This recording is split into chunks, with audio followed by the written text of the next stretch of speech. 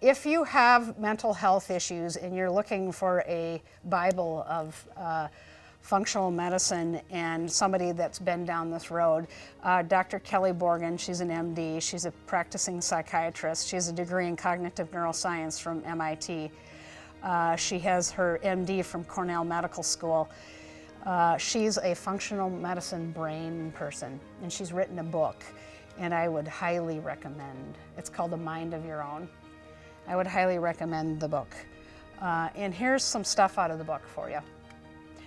She indicates that we have been taught that drugs can improve the symptoms or even cure mental illness, particularly depression and anxiety disorder. This has led us to one of the most silent and underestimated tragedies of history in modern healthcare. Depression is merely a symptom. Depression is merely a symptom. A sign that something is off balance or ill in the body that needs to be remedied. This is a leading psychiatrist. Depression is grossly misdiagnosed, mistreated condition today, especially among women. She specializes in women's care. If you think that a chemical pill can save, cure, or correct, you're dead wrong. This is about misguided. It's as misguided as taking aspirin for a nail stuck in your foot. Do you pull the nail out or you take the aspirin and hope the nail comes out on its own? These medications are not fixing the problem. Despite what you have been led to believe, antidepressants have repetitively been shown in long-term scientific studies to worsen the course of mental illness, to say nothing to the risk of liver damage, abnormal bleeding, weight gain, sexual dysfunction, and reduced cognitive function. That's a big deal. That is something that I'm almost fearful for her life, actually, because the pharmaceutical companies are big guys. They don't like people coming out and bucking the system. And the dirty little secret in the facts that antidepressants are the most difficult drugs to taper from. They're more difficult than alcohol and opiates. And opiate drugs are like heroin and well, ADHD medication is also an opiate. And we are seeing an absolute epidemic. Once the brain gets hooked on these things, it can't get off. And so people say, well, I've tried to get off of it and I'm in a puddle, or I'm rageful, or I had a guy that emailed me and says, I'm very irritable and I'm snapping at my kid and he's tapering down off of his medication.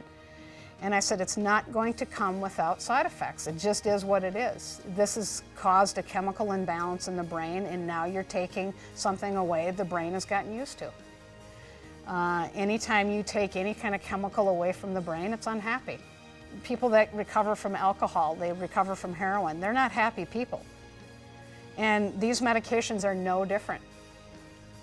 So, okay, depression isn't the diagnosis. That's my opinion. It's Dr. Borgen's opinion. There's a lot of people that don't believe depression is a diagnosis, because diagnosis means that there's something that we can actually fix. And the problem is with depression is that it's a symptom. It's not a diagnosis. It's a symptom. It's a feeling. And so how do we go about fixing it? How do we get off these medications? How do we do about this? This is the fun part of the talk now. We have to reject the medical model about anxiety and depression. We have to unlearn what we know, and we have to change what we think is true. I mean, you have to go in and start becoming a steward of understanding this process. I can't teach you it in 2 hours, I'll tell you that. I have stacks of books. When I was preparing for this talk, I had a friend of mine that said, you should give a depression talk in December. And here it is, December, and it's really cold. It's the first day of winter, right? What great timing. But we have to really look deep as a society and stop relying on the fact that we have these medications that are going to cure us, because they don't. We have to start looking at the underlying cause of why you don't feel well. Is the brain a separate part from your body? I don't think so. The body is sending you a desperate expression of its entire system struggling to adapt to the stressors. Depression and anxiety are a symptom that something biochemical is going wrong in your body.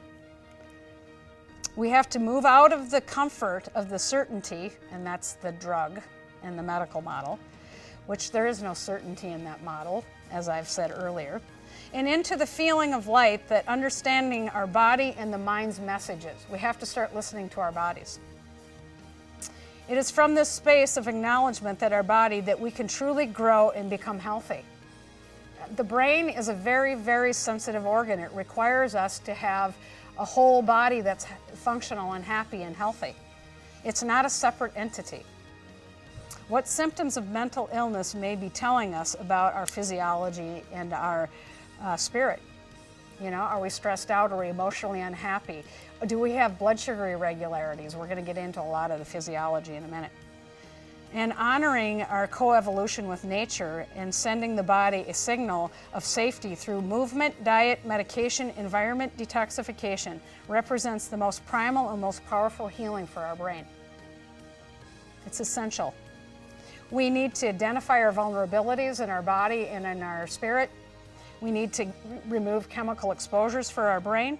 We need to support our cellular function. I'll talk more about that in a little bit.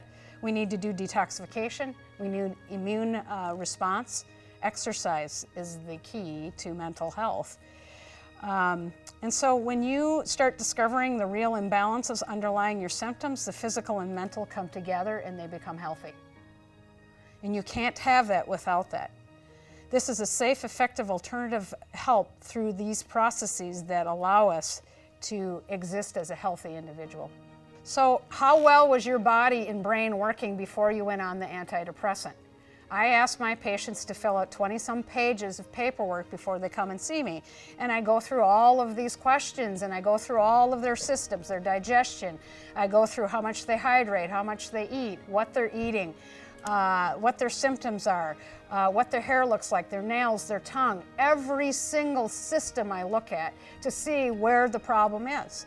And when I sit down and I do an analysis on my patient, it's from one top to bottom. If you've got toenails that have fungus on it, you have a bacterial fungal overgrowth, which is causing your depression. Now, who would ever think the fungal growth on your toe was causing your depression? Right? No, I wouldn't think that, right? You say, well, let's see, I think there's a little commercial on TV for one of the drugs that kill the fungus under the nails. So one, I cannot believe people will go down that road. They say this may be causing kidney and liver damage. I'm like, to get rid of the fungus out of your toes? I'm like, no way. Like, wow. So I look at the whole system. I look at what the people are eating, how they're living. Are they stressed out? Are their jobs stressing them out? You have to look at the whole system. And this is going to be looking at the depression. What happened? Was there an incident that happened? Is it hormonal? Is it menopausal issues going on? You have to look at the whole body and the whole system.